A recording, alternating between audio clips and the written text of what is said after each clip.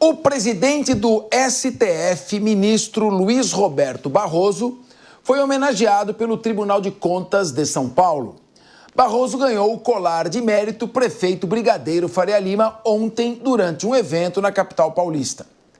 Nesse evento, Barroso falou sobre o uso das câmeras corporais pela Polícia Militar de São Paulo. O presidente do STF elogiou o governador Tarcísio de Freitas por ter mudado de posição sobre o uso das câmeras corporais pelos agentes. Vamos ouvir. No tocante às câmeras corporais, eu acho que todas as pesquisas documentam que ela melhora a segurança pública, diminui a letalidade policial e protege os bons policiais. E aqui faço um registro em elogio público ao governador do estado de São Paulo, que se convenceu desses argumentos e está implementando esse modelo em São Paulo, que eu acho que é extremamente positivo. Câmeras corporais. Jess Peixoto, você é a favor de câmeras corporais nos uniformes dos policiais militares? Em caso positivo, durante todo o dia ou somente na hora da abordagem? Não, eu sou a favor das câmeras corporais nos policiais. Eu sou até uma entusiasta de expandir essa ideia e levar para os políticos. Já imaginou se a gente gravasse os políticos em exercício em Brasília 24 horas? Eu acho que traria algum grau de benefício em relação à transparência e os brasileiros até gostariam disso. A grande questão é que a câmera, aqui no caso da cidade de São Paulo, do estado de São Paulo, ela se mostrou um item que protegeu diversos policiais. Foi o caso de uma policial que foi, naquele momento, acusada de fazer uma abordagem, de atirar pelas costas, e a câmera provava que o meliante estava ali ameaçando e ela pôde fazer esse uso em sua defesa. Então, ela é um item de proteção em relação aos policiais. Eu acredito muito na lógica da transparência também em relação a qualquer item ou realidade do Estado. É por isso que eu sou a favor de câmeras também nos estabelecimentos, nos locais, como a gente está vendo aí no Smart Sampa, que tem prendido tantos e tantos foragidos com o uso de inteligência artificial. Agora, a grande questão para mim aqui é a relação ao protocolo. Na minha perspectiva, não cabia ao Supremo Tribunal Federal definir qual era o protocolo de exercício das câmeras policiais da Polícia Militar de São Paulo sobre o regimento do governador Tarcísio. Isso, para mim, é um sequestro da função do próprio executivo em relação ao que ele acredita que é o melhor plano. Vale mencionar que as câmeras foram implementadas pelo governador João Dória, por escolha dela. Vale mencionar que as câmeras não são obrigatórias aos estados, ou seja, a Polícia de Goiás, por exemplo, não utiliza nenhuma câmera policial, nenhuma câmera corporal nos policiais, e isso não está sendo solicitado como uma obrigação. Então, quando houve ali a situação do protocolo, da forma como esse protocolo deveria ser, e o Supremo Tribunal Federal, como eu posso dizer, ele acaba mostrando e dizendo como esse protocolo deveria seguir, eu acho que não é o papel dele. Isso cabe ao governador do estado, de cada membro aí do estado, seja da Bahia, seja de Goiás e tantos outros. Muito bem, eu só não entendo por que a cisma só com o estado de São Paulo e não com os outros estados. Por quê? Se o judiciário vai intervir, se é inconstitucional não usar a Câmara, devia ser para todo o Brasil. Enfim, não estou entendendo qual que é a sua obsessão. Capês, e tem uma coisa interessante no seu ponto, porque aqui a discussão foi se deveríamos ou não ter as câmeras funcionando o tempo inteiro. Na maioria dos estados não há câmeras, então elas sequer funcionam em algum momento. Então existe uma disparidade aqui nesse tratamento gigante, até nessas taxas de polícia mais letal, vale mencionar, São Paulo não é o número 1, é o estado da Bahia. Eu não engano então, é isso que eu só te perguntar, Tauil, só para pontuar também a sua resposta.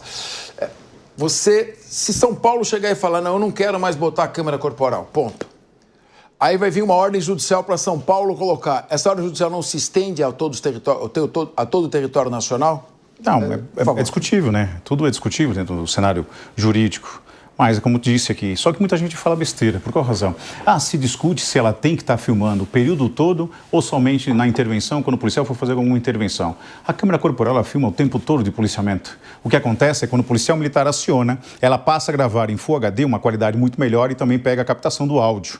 Quando ela está sem acionar, ela fica gravando e não tem o áudio. Então, muita gente não sabe disso.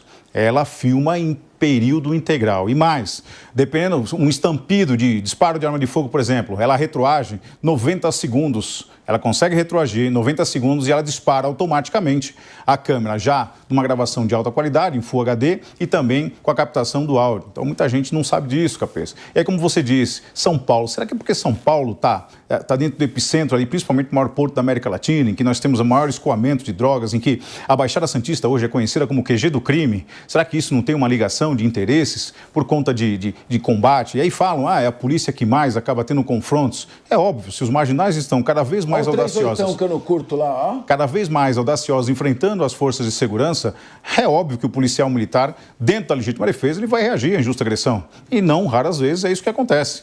E como disse a Guedes, eu sempre falei e repito aqui várias vezes, em qualquer outros programas que vocês forem fazer a pesquisa, de que eu sou a favor das câmeras COP, sim, a utilização, mas também que faça de uma forma extensiva, né? Que pau que bate em Chico também bate em Francisco. Porque os policiais militares, houve um movimento dos policiais militares para que tirassem as câmeras corporais, dizendo que isso feria lá a integridade, a dignidade da pessoa humana, entre outras coisas, um constrangimento do policial militar. E aí a própria decisão judicial fundamentou de que o policial militar, quando está investido ali na função de policial militar, ele está investido do Estado, ou seja, ele é um ente público, como o próprio Estado, e por essa razão tem-se o direito de colocar a câmera COP e fazer com que ele tenha a gravação do seu período de trabalho. E por qual razão não estendemos isso aos nossos polícias? Seria fantástico, em tempo integral, nós podemos ter a disponibilidade dessa transparência dos nossos políticos e vão muito mais longe. O pessoal aí, os médicos, os professores que diuturnamente temos notícias de violências contra professores nas salas de aulas, por qual razão os professores também não usam?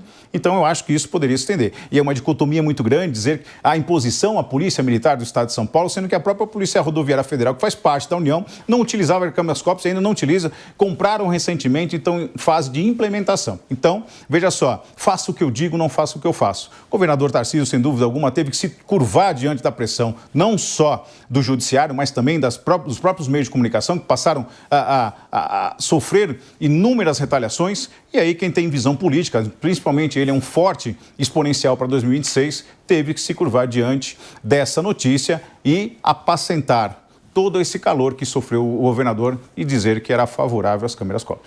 Agora, o Paulo, estamos vendo as imagens, estamos vendo aqui, enquanto o Emerson falava, no caso, por exemplo, de uma apreensão de drogas, se tem só a polícia militar e não há o apoio de testemunhas civis, há uma jurisprudência, pelo menos uma corrente forte, dizendo que é nula a prova, nula a apreensão.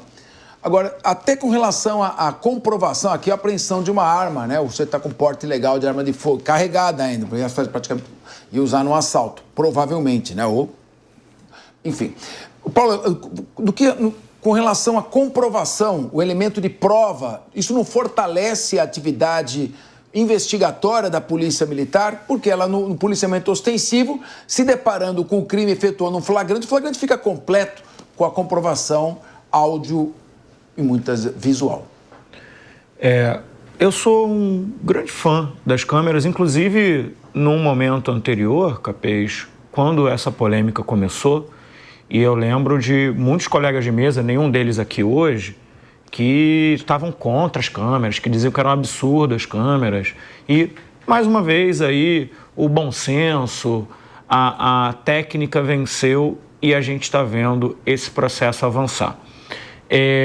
Quero registrar aqui também o prazer que sempre é dividir a mesa com o Emerson, ainda que eu discorde de muitos pontos com ele. Eu admiro muito e sempre aprendo demais aqui, principalmente no que se refere à questão das câmeras. Então, te agradeço, Emerson.